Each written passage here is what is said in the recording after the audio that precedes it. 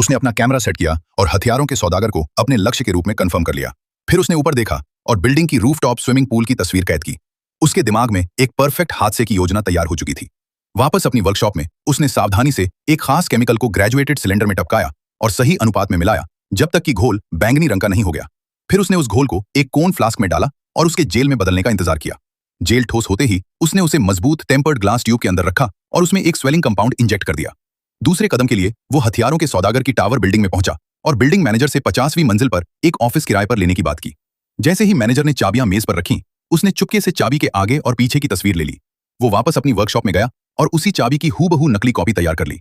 फिर maintenance worker के भेष में वो वापस आया और कमरे का ताला खोल दिया। उसने सपोर्ट फ्रेम लगाए, कांच पर वैक्यूम कप फिट किए, रस्सियां बांधी और तेजी से विंच घुमाया। खिड़की को पकड़कर रखी एडहेसिव स्ट्रिप हटाई, जोर से धक्का दिया और बाहर निकलने का रास्ता खुल गया।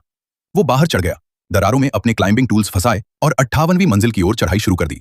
वो हवा में लटके हुए स्विमिंग पूल के निचले हिस्से तक पहुंचा और पूल के फर्श पर वैक्यूम सक्शन डिवाइस लगा दिए। अपनी जबरदस्त ऊपरी ताकत और सक्शन कप्स की मदद से वो पूल के बीचों बीच पहुंच गया और खुद को सुरक्षित करने के लिए रस्सी कस ली। उसने ड्रिल निकाली, कांच में एक छेद किया और उसमें शंकु आकार का जेल फिट कर दिया। अब उसे बस अपने शिकार का इंतजार था। हथियारों का सौदागर अपने बॉडीगार्ड्स की तरफ देखता है और वे तुरंत नजरें फेर लेते हैं। वो अपना गाउन उतारता है और सीधे पूल में कूद जाता है। हमारा आदमी सिरिंज निकालता है और स्वेलिंग एजेंट इंजेक्ट कर देता है। सौदागर तैरते हुए पूल के बीच में पहुंच जाता है। जब उसे अपने नीचे किसी की परछाई दिखती है, उसी पल टाइमर बिल्कुल सही समय पर सक्रिय हो जाता है। वो वैक्यूम कप्स छोड़ देता है, दीवार की ओर लौटता है, रस्सी खोलता है और फिसलते हुए 50वीं मंजिल के प्रवेश द्वार तक पहुंच जाता है। पूल का फर्श धीरे धीरे लीक होने लगता है। हथियारों का सौदागर मदद के लिए चिल्लाता है, लेकिन अब बहुत देर हो चुकी होती है।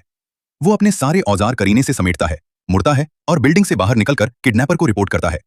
किडनैपर मिशन पूरा होने की पुष्टि कर देता है। इनाम के तौर पर उसे अपनी गर्लफ्रेंड से बात करने का मौका मिलता है। जैसे ही किडनैपर उपकरण ठीक करने के लिए मुड़ता है, उसकी गर्लफ्रेंड मौके का फायदा उठाती है। वो कैमरा थोड़ा सा घुमाती है और अपना हाथ उठाकर इशारा करती है कि वो ध्यान से